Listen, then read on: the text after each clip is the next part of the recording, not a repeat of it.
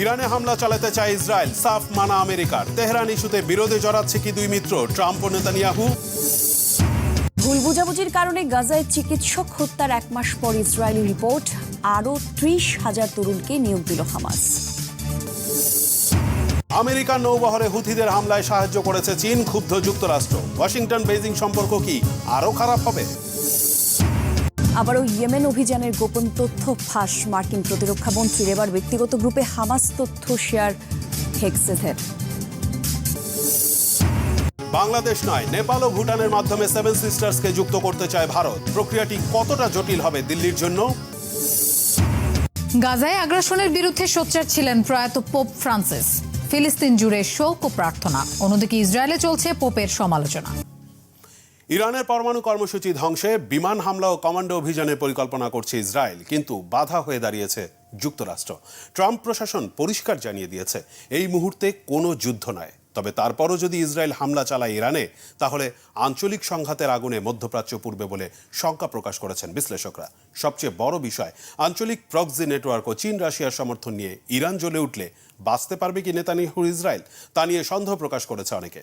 30,000 নতুন যোদ্ধা নিয়ে যুদ্ধে নামছে হামাস। এবার শায়েস্তা হবে নেতানিয়াহু। ফিলিস্তিনের গাজায় ইতিহাসের সবচেয়ে বর্বর ইসরায়েলি আগ্রাসন চলছেই। প্রতি মুহূর্তেই প্রাণ হারাচ্ছেন নারী, শিশুসহ বৃদ্ধ অনেক নিরীহ ফিলিস্তিনি স্বাধীনতাকামী মুসলমানরা।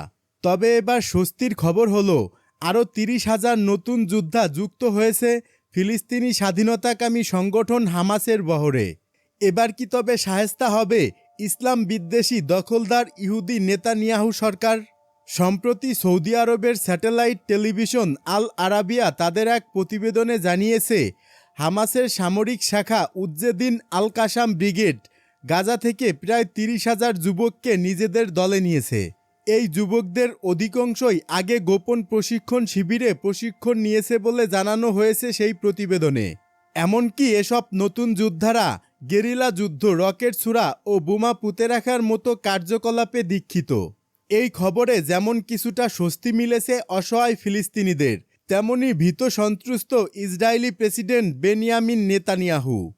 সৌদির টেলিভিশনটির প্রতিবেদন অনুযায়ী হামাস বর্তমানে ড্রোন ও দূরপাল্লার ক্ষেপণাস্ত্রের ঘাটতিতে ভুগছে। তারা আইডিএফের অবিস্ফোরিত অস্ত্রসহ বিভিন্ন ধ্বংসাবশেষ পুনঃব্যবহার করে স্থানীয়ভাবে বোমা ও অন্যান্য অস্ত্র তৈরি করছে। আর তাদের বহরে বর্তমানে এই অতিরিক্ত প্রশিক্ষিত ও দীক্ষিত যোদ্ধারা যুক্ত হয়। এখন নতুন করে আবার এসব অস্ত্র তৈরিতেও কোনো সমস্যা হবে না তাদের। ইতিহাস বলে, ফিলিস্তিনি এই স্বাধীনতাকামী সংগঠন হামাস বেশি দিন চুপ থাকা মানেই বড় কিছুর আবিষ্কার বা ভয়ানক কিছু ঘটতে চলেছে। এর প্রমাণ সেই 2023 সালের অক্টোবরেই পাওয়া গিয়েছিল। নিশ্চুপ থাকা হামাস যোদ্ধারা নিজেদের আবিষ্কারের উড়ন্ত এক যান বানিয়ে ইসরায়েলের অভ্যন্তরে ঢুকে হামলা চালিয়েছিল। এবারও কি তবে তেমন কিছুই ঘটতে চলেছে? নতুন এই 30,000 হামাস যোদ্ধা ইসরায়েলের জন্য আতঙ্কের কারণ বলে ইতিমধ্যে প্রতিবেদন প্রকাশ করেছে বিশ্বের প্রভাবশালী সব গণমাধ্যমগুলো। এদিকে যুদ্ধ বন্ধে পূর্ণাঙ্গ চুক্তির আলোচনা চায় হামাস। 2023 সালের অক্টোবর থেকে গাজায় বর্বর হামলা শুরু করে ইসরায়েলি বাহিনী। গত 1.5 বছরে গাজা উপত্যকায় মোট নিহতের সংখ্যা ছাড়িয়েছে 51,000। সেই সঙ্গে আহতের সংখ্যা পৌঁছেছে প্রায় 1,17,000-এ। এই নিহত ও আহতদের 56% নারী ও শিশু।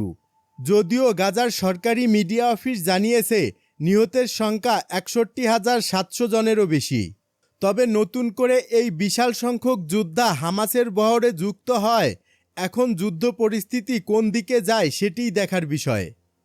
এবার গাজায় প্রবেশ করবে তুরস্কের সেনারা। গাজা সংকটে এবার দৃঢ় অবস্থান নিয়েছে তুরস্ক। যুদ্ধবিধ্বস্ত ফিলিস্তিনি ভূখণ্ডে মানবিক সহায়তা পৌঁছে দিতে কোমর বেঁধে নামছে আলাস্কারা। গাজায় ত্রাণ সহায়তা পৌঁছানো এবং ফিলিস্তিনি জনগণের পাশে দাঁড়াতে সরাসরি মাঠে নামার ইঙ্গিত দিচ্ছে তুরস্ক। সম্প্রতি হামাসের রাজনৈতিক পরিষদের প্রধান মোহাম্মদ দারবিশ এবং তার প্রতিনিধি দলের সঙ্গে বৈঠক করেছেন তুরস্কের গোয়েন্দা প্রধান ইব্রাহিম কালিন। তুরস্কের রাষ্ট্রীয় সংবাদ সংস্থা আনাদুল জানিয়েছে, বৈঠকে মানবিক সহায়তা পৌঁছে দেওয়ার উপায়, গাজাবাসীকে জোরপূর্বক বাস্তুচ্যুত করার যে কোনো পরিকল্পনা মোকাবেলা এবং ইসরায়েলি দখলদারিত্বের বিরুদ্ধে সম্মিলিত প্রতিরোধ নিয়ে আলোচনা হয়েছে। যদিও বৈঠকটি কোথায় অনুষ্ঠিত হয়েছে তা আনুষ্ঠানিকভাবে জানানো হয়নি। বিভিন্ন আন্তর্জাতিক সংবাদ মাধ্যম জানিয়েছে এটি তুরস্কেই অনুষ্ঠিত হয়েছে।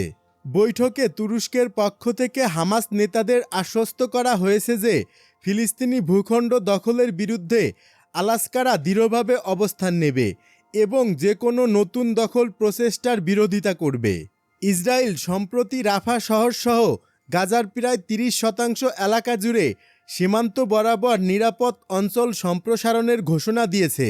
একই সঙ্গে তারা যুদ্ধবিরতি ভেঙে আবারও সামরিক অভিযান শুরু করেছে, গাজা পুরোপুরি অবরুদ্ধ করে রেখেছে এবং সব ধরনের মানবিক সহায়তা বন্ধ করে দিয়েছে। মানবিক সহায়তা এখন অস্ত্র হিসেবে ব্যবহৃত হচ্ছে বলে অভিযোগ তুলেছে হামাস। হামাস এক বিবৃতিতে জানিয়েছে তারা একটি পূর্ণাঙ্গ বন্দি বিনিময় চুক্তি, ইসরায়েলি সেনা প্রত্যাহার, গাজার পুনর্নির্মাণ এবং অবরোধ তুলে নেওয়ার বিষয়ে আগ্রহী। একই সাথে তারা জাতীয় ব্যক্তিদের নিয়ে গাজা পরিচালনার জন্য একটি বিশেষ কমিটি গঠনের মিশরীয় প্রস্তাবের তাৎক্ষণিক বাস্তবায়ন দেখতে চায়। তবে হামাস সম্প্রতি ইসরায়েলের 45 দিনের যুদ্ধবিরতি প্রস্তাব প্রত্যাখ্যান করেছে এবং 18 মাস ধরে চলমান যুদ্ধের স্থায়ী সমাধানের জন্য একটি বিস্তারিত চুক্তির আহ্বান জানিয়েছে।